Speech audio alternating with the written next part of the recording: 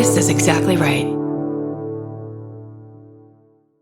Capture your favorite summer feeling with Pandora Jewelry. Discover a collection inspired by the sunshine, freedom, and moments that make the season unforgettable. From sun-kissed metals to personalized pieces ready to be engraved with your summer mantra. Each design moves with you from beach days to golden nights and every memory in between. Shop Pandora Jewelry's new summer collection in-store or online at pandora.net and let your summer unfold. Goodbye. Summer is for adventures, road trips, and adding a whole lot of miles to your car. That's why it's worth stopping at Valvoline Instant Oil Change first. Their trained techs help you get road trip ready with an oil change and an 18-point maintenance check included with every oil change, checking your tire pressure, wipers, lights, and more. Valvoline Instant Oil Change techs complete over 270 hours of training, so your car's in capable hands. Best part? You can stay in your car and you're in and out in about 15 minutes. Valvoline Instant Oil Change. Change wisely. Goodbye. The Hulu original series Furious is coming to Hulu and Hulu on Disney Plus on July 27th. Starring Emmy Rossum as Alice Black, Furious follows a rookie FBI agent on the hunt for Catherine, played by Lola Pettigrew, a mysterious and calculating female serial killer. While Alice upholds justice, Catherine kills for it, terrorizing the rich and powerful men of New York in her pursuit of vengeance. With secrets that change everything, Alice discovers there's a thin line between hunter and prey. Watch the Hulu original series Furious on July 27th. Streaming on Hulu and Hulu on Disney Plus for bundle subscribers. Terms apply. Goodbye.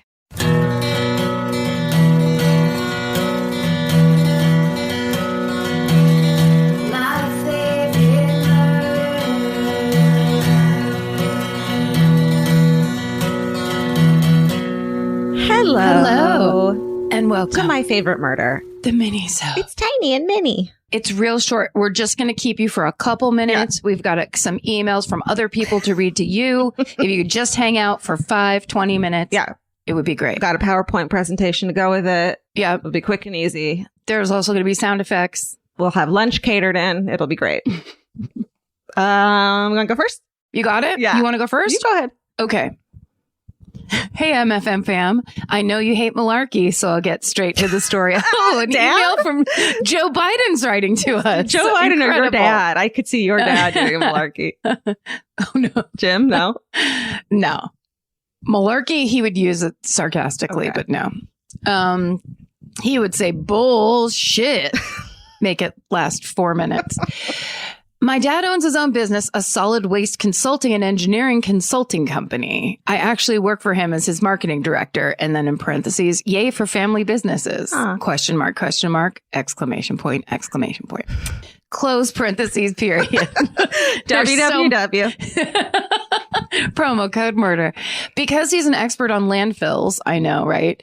He had been called in on many criminal and civil cases over the years, most often because a landfill employee or customer is killed.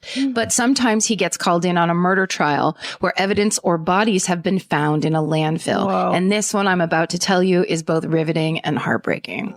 In 2001, Michael Blagg came home from work to find his wife, Jennifer, and 6-year-old daughter, Abby, missing and a blood-soaked master bed. He called the police, but eventually he was arrested, charged, and found guilty of murdering his wife. Her body was found in a local landfill, which is why my dad was brought in. One of the key pieces of evidence was material from his workplace that was found in proximity to his wife's body. However, my dad was for the defense and argued that the evidence did not indicate that her body and the pamphlets from his work could have come in on the same load. Whoa. Regardless, Michael Blagg was imprisoned, and a second trial just a couple years ago found him guilty. The evidence against him seems pretty cut and dried until you consider some of the other evidence, most of which was not allowed to be discussed during either trial.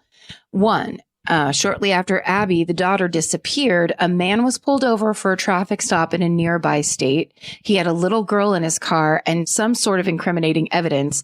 I think the mom's driver's license or something that linked him to the family. It wasn't Michael's car. He had already been arrested. And another suspect, only identified as Mr. B, was identified but never charged, had confessed to murdering other little girls and had a list with both Jennifer Blagg, the mom, and Abby Blagg, the little girl, named on it. Many people think that Abby was kidnapped and trafficked while her mother was murdered because she got in the way. I wonder if Michael did not murder his wife and someone kidnapped his little girl and he has been sitting in prison all of these years. Of course, maybe he did murder them and that's awful too. Either way, as a parent to 2 young children, this case is heartbreaking. I'm always proud that my dad played a role in trying to get to the truth. You guys are amazing and I so appreciate your honesty and sense of humor.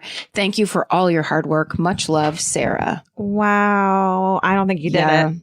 I mean, that's the thing is that idea that it would be impossible to link evidence like that at a dumps where it's pure chaos. It's just like, imagine all the things that are at the dumps. And if they flew over and landed by a body, you can interpret it 1,000 ways. Like, I wonder how many different people could be connected to that just based on the trash that happens to be there. And then I wonder what happened to make it so that other evidence wasn't allowed in court because got kicked out. That might have made a really huge difference, but who the fuck knows? But maybe there was a reason where it was, I don't know. But at the same time, it's like, why, if he were the murderer, why would he allow, flyers from his work to be anywhere near? Yeah. It's not like that's almost suggesting that he, somehow that it all got thrown out with garbage or something. That like, but then if like he had been at the dump, that would be the proof somehow. But why would he put his own whatever?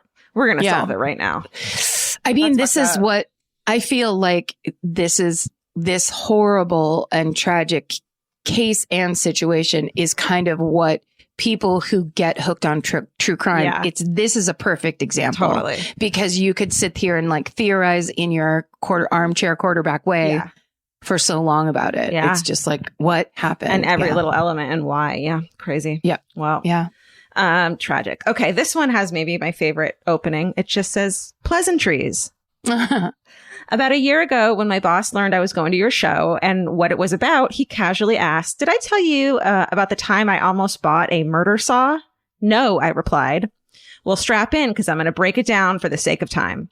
Back in 2009, a lady named Patricia Kimmy of Horton, Kansas, was abducted from her home.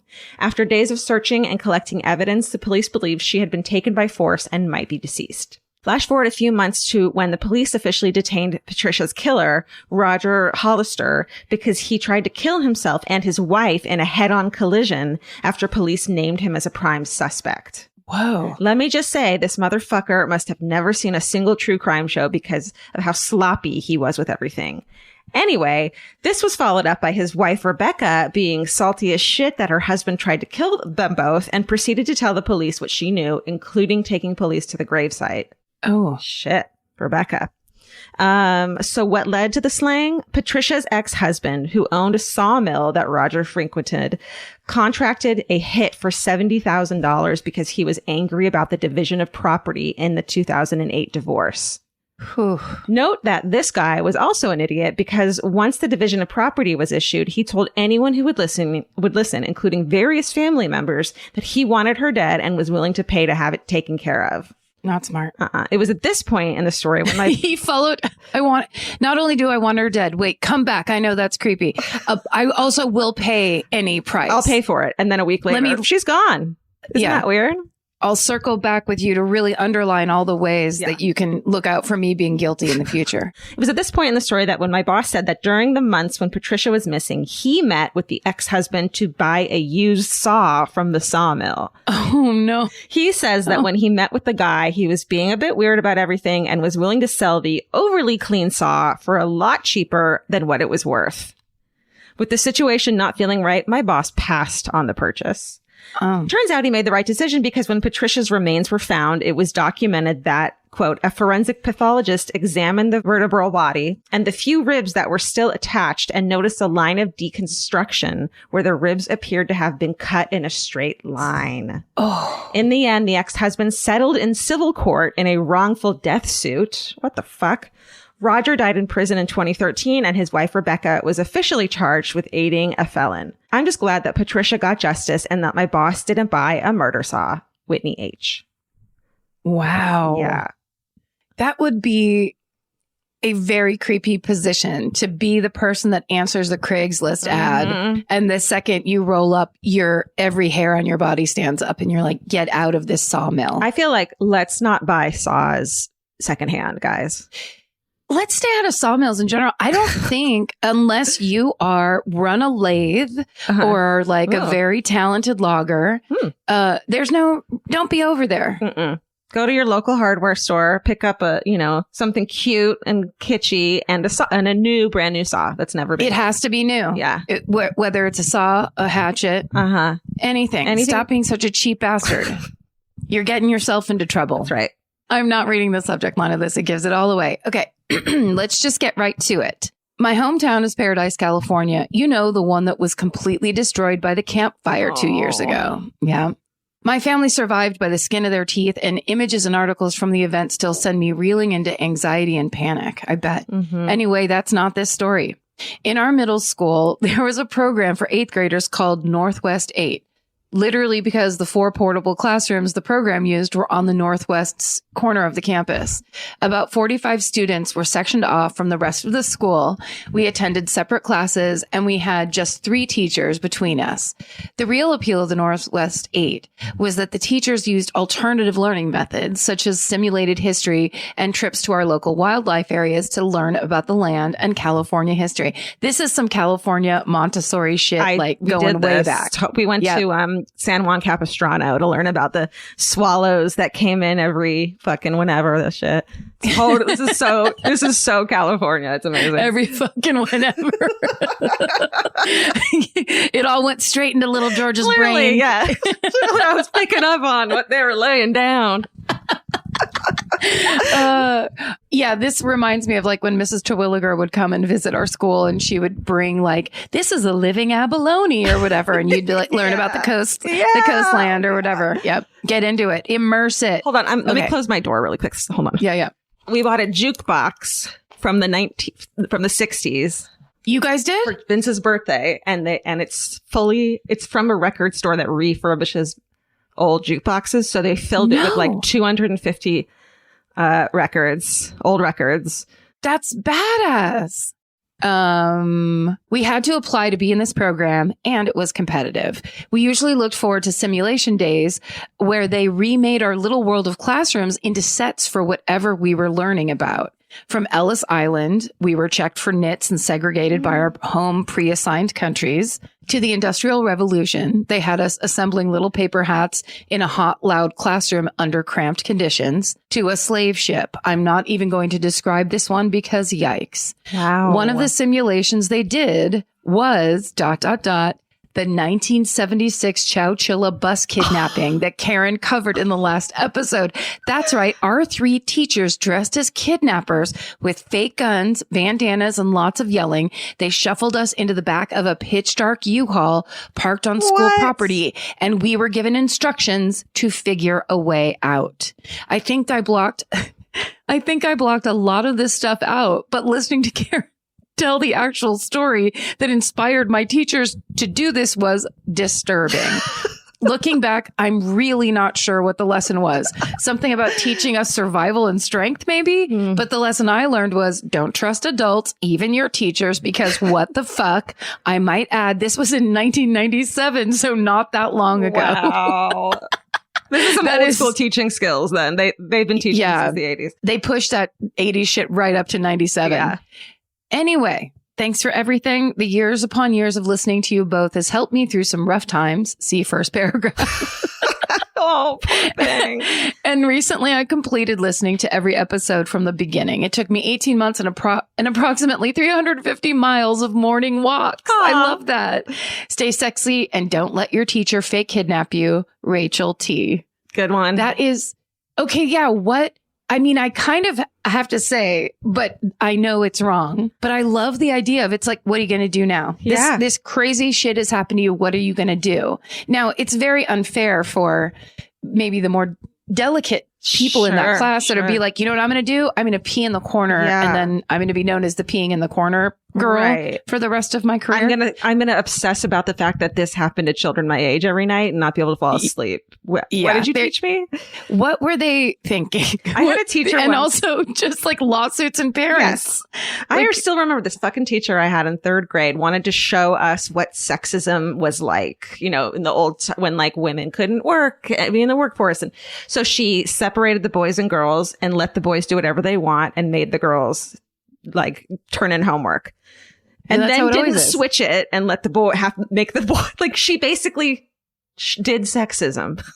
She underlined sexism. I still am mad about it. And the boys were such dicks, like, ha, and they were playing cards and stuff. And we were all like, this isn't fucking fair. And she's like, right, it's not fair. That's it.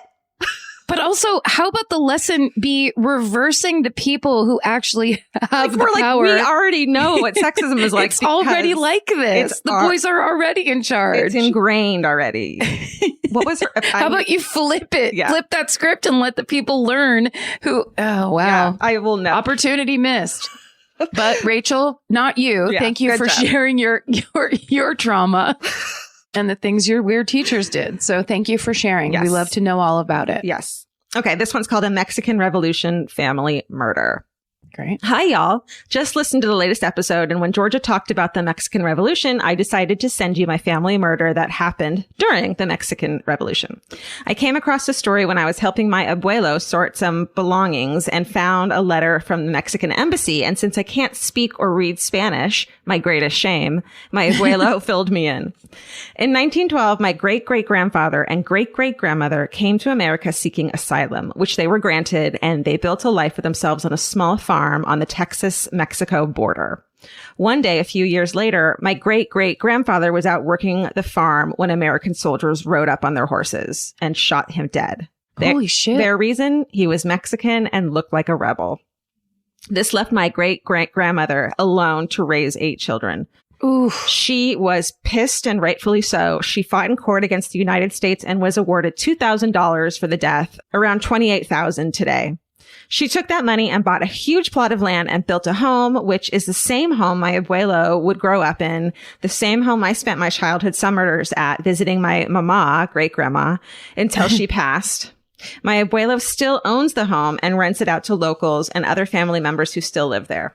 We used to visit their old town multiple times a year, less so now that my abuelo's Parkinson's is advancing, but it's a special place to my family. It's our American roots grown from a horrible injustice. This story reminds me that not that much has changed, so we must keep fighting. As my abuelo has gotten sicker, every time I visit, I worry it could be the last time. And every time he tells me to never be ashamed of who I am and where I come from. That's right. He spent his whole life feeling ashamed of who he was because of some racist bastards.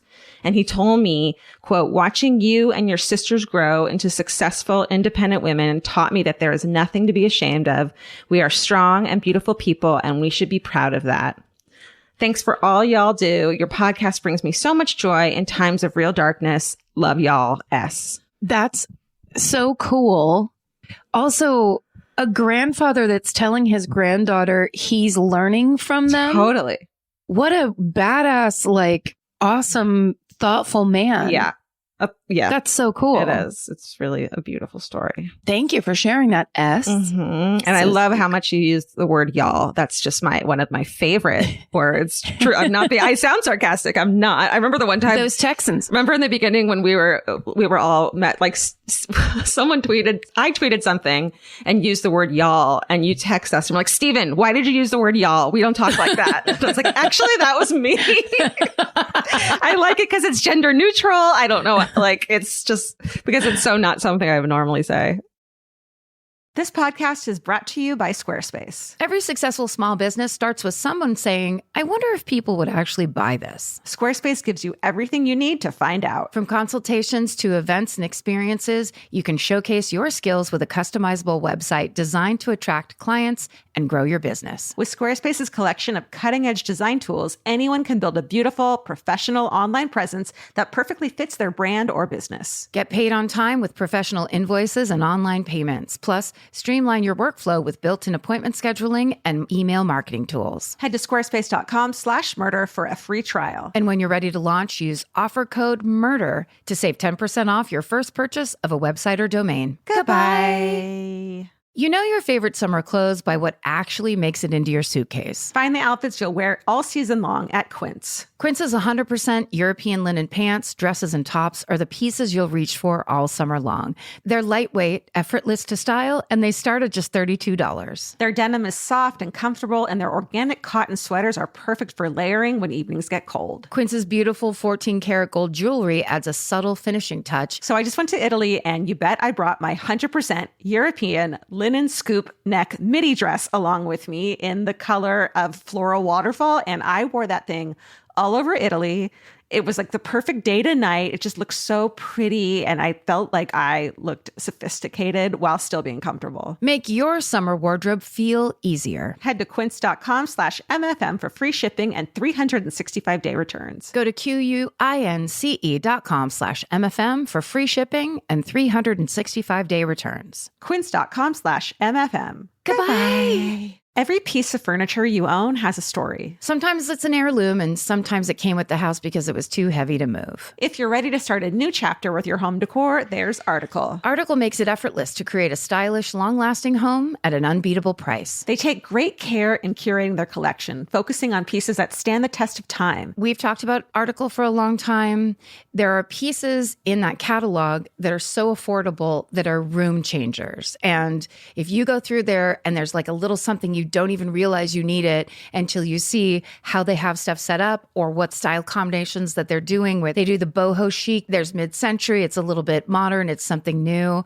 Like there's so many choices in there, and it's not going to break the bank. As someone who's interested in tons of different styles and time periods, Article covers them all in one place. I love that. I know I've mentioned already how much I love my entryway table, but I swear to God, because the path that it's on, I pass it 4 times a day, and I love it more every time. Article is offering our listeners $50 off your first purchase of $100 or more. To claim, visit article.com/murder, and the discount will be automatically applied at checkout. That's article.com/murder for $50 off your first purchase of $100 or more. Goodbye.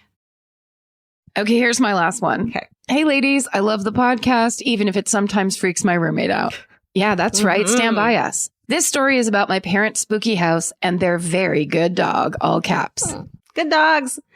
Georgie and Frankie. Look at how quiet. Sleeping. Oh. They know what they have to do to stay in the room. Yeah, that's right. It's just like me when I used to ask to be in my cousin Cheryl's room. You just have to zip the lip and you can stay in there for as long as you want. Simple, really. Okay. My parents' house was built in 1915 and they bought it just before I was born in the 80s. It's a pretty normal house, 2 stories, 3 bedrooms, a big yard, and an unfinished basement. We've never finished the basement as it's prone to flooding, and we've always just used it as a general sort of laundry, workshop, etc. space. It's just a little bit creepy the way that all unfinished basements are, but never freaked me out too much as a kid. When you grow up in an old house, creepy basements and spooky noises at night, like noisy radiators, are just part of life. Anyway, around 2008, my parents adopted a new dog, a black lab mix named Clark. Oh, Mr. Clark. I don't know why I missed that name when I was reading this. That's the funniest. Our childhood dog had passed away. My sister and I were long grown and gone, and my parents wanted a furry friend around the house. Clark was 6 months old and incredibly sweet. He'd been rescued from a bad situation, and for years, he hated to be alone and always wanted to be in the same room as someone. That's so frank. He was pretty well trained by his foster family, housebroken, and almost never barked. He was and still is to this day, he's doing great for his age, pretty much the perfect dog. Oh. A day or two after he came home with my parents, my dad was at work and my mom went downstairs to do laundry. The basement is accessed through a door with a little closet area on one side in the kitchen, and it has creaky wooden steps going down to it. Clark predictably followed my mom down these stairs into the basement and immediately freaked out. It was the first time he'd been in the basement, and something terrified him. He looked around and sniffed the air a little bit, then let out one sharp bark, the first time my mom ever heard him bark. He backed up, his hackles were raised, tail between his legs. He was so scared he peed on the floor a little bit, and then he raced back upstairs to the kitchen. My mom was at a loss for what had scared him so much, but obviously something did. She went upstairs and comforted him, but he refused to go back down in the basement. He refused to even step through the door leading to the stairs to the basement. There's a door to the driveway halfway down the basement stairs, and that's the only door where you don't get a face full of flying lab if you enter. We've tried everything. Favorite dog treats, people food, toys, but nothing in 12 years has convinced this incredibly social dog to even pass through that doorway. Whoa. Once when I was visiting, something happened to cause a small hole in the kitchen floor, and Clark wouldn't go near it until it was covered up. None of us have ever experienced anything too creepy in the basement, but obviously something terrifying is down there, and Clark's the only one with the good sense to avoid it. Stay sexy and don't get murdered in a creepy basement and then scare a sweet dog. Oh No my name. God. What's down there? They don't know. Dig it up. Dig it up. Something's down there. That dog Dude. knows what he's talking about. Or it's like, I believe. I think it like, it just, for me, it like makes me believe in like bad vibes more, you know? Sure. But if it's unfinished, there could be like one corner of the basement where there's just a body. It's just like, you know, in a cartoon when you scan down underground and you see the skeletons and stuff, there could just be a skeleton just right on the other side of one of their unfinished dirt walls. Or he's just a design snob and is like, finish this fucking basement already. It's garbage. I don't want to look at it. Yeah. I will pee on it. It's not fear. It's disdain. It's dog just disdain. Like, the one thing he's stuck up about is unfinished flooring. Finish it. I'm Clark. Finish it. Okay, my last one's called Kentucky Meat Shower. Oh. Yeah. Karen, Georgia, Stephen, Vince, and all the pets. Oh, Vince. I was listening to the recent minisode where you shared about the Jell-O rain shower in Washington, and finally I have a hometown to send you. The story of the Kentucky Meat Shower. Shit. Here we go. Back in March 1876, on a clear night in Rankin, Kentucky, Mrs. Couch, I never could find her name, only her husband's, was outside minding her own business, doing farmy type things on her farm, when all of a sudden, chunks of meat started falling from the sky. What? The chunks were as small as a golf ball up to as big as a grapefruit. I'm sure this poor woman was freaking the fuck out. She was interviewed saying the shower of flesh must have been a sign from God. Yeah, what? Probably. The next day, What kind of sign? I don't know. Go inside. Stay inside. Finish your basement. Go inside and finish your basement. The next day, some random dudes came to the farm to investigate and said the mystery meat had the distinct taste of, quote, rancid mutton, which means they ate it. Which means they ate it. It's like which one? It's like the cocaine rubbing it on your tooth, but the meat shower tasting. You just dab it under your tongue, each side. And it says, no, thank you. A scientist later studied a preserved sample and said it had to be some form of no-stick or cyanobacteria that can fall when it rains, much like the story in the last hometown, which I pronounced totally wrong, by the way, I got so many tweets, but I don't care. About whatever that's called. Sciencey pronunciations that I don't know. Oh, are you not a scientist? Did you know I'm not a scientist? Wait, no, because you've really been acting like one this whole time. Yeah, and it's on my resume that I gave you for this podcast. Science, smoking, fencing. The only problem with that theory is that it was a completely clear night, so it couldn't have been part of the rain. To add further confusion to the story, a later analysis of the tissue discovered it to be either lung tissue from a horse, or, all caps, a human infant. And then it says, apparently those tissues were indistinguishable back then. Weird. So it's probably horse meat. It can't, a human infant. But, okay. Yeah, but questions. Okay, let me keep reading. So what actually happened, ? No one knows for certain. The favorite theory of locals in the area is that the meat from the sky was quite literally meat. They think vultures flying overhead must have disgorged their stomachs all at once to cause the chunks of meat to shower down. They had probably previously chowed down on an animal carcass, hopefully, and poor Mrs. Couch was just incredibly unlucky that night. I've lived in Kentucky for more than half my life now, and I love my weird and wonderful state, hoping to see you come through here again if the world stops ending. Thanks for keeping me sane, normalizing my true crime obsession, and just generally being the best. SSDGM, and watch for meat showers, Kayla. I need to know, if you're going to say a meat shower, in my mind, that means meat is going from as far as the eye can see to the right, as far as the eye can see to the left, back and forward. So if it's vultures throwing up, did it come down within like a 10-foot radius? Right. Or was it just is like this one like personalized? And then that's it?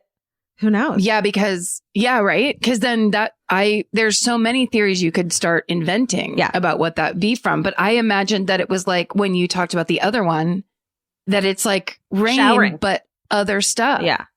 Like rain goes everywhere. It doesn't just. No, I think it was just the meat. Can someone also, like a biology major, tell us if fucking horse meat and human infant meat are at all similar? Why back in the 1800s they would have confused the two?